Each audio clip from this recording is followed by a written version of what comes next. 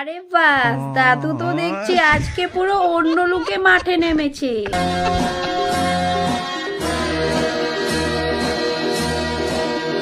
কি দাদু, ধ্যাৎ, আপনার কি ঠান্ডা ঠান্ডা লাগে না নাকি? মানে এইসব কি পোশাক পরেছেন? ছেঁড়া শার্ট, ছেঁড়া প্যান্ট।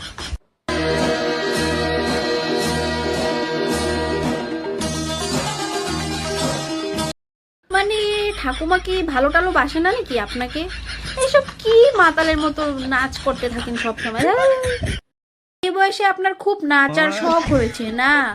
কোথায় একটু ঠাকুরের নাম টাম নেবেন? দুদিন পরে তো ওপরে যাওয়ার সময় হয়ে যাচ্ছে, আর এখনো আপনার মাতলামি কমছে না যে।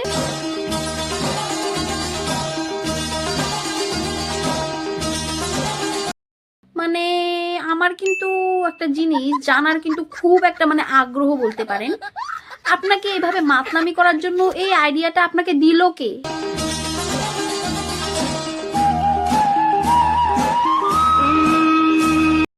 আচ্ছা, আমি এখন বুঝতে পারলাম। আপনাদের সময় তো এসব ফোন টোন ছিল না, তার জন্য মনে হয় এই ইচ্ছেগুলো পূরণ করতে পারেনি, আর এখন করছেন।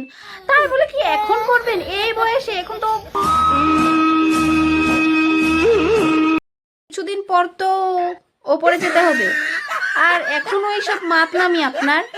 যেইভাবে কোমরটা দোলাচ্ছেন, ভেবে দেখেছেন কোমরটা গেলে কিন্তু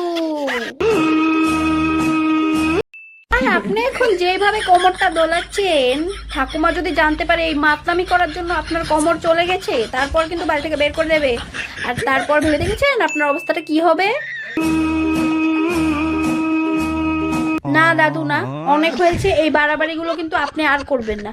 আমি চাই না আপনার কোমরটা চলে যাক আর ঠাকুমা আপনাকে বাড়ি থেকে বের করে দিই।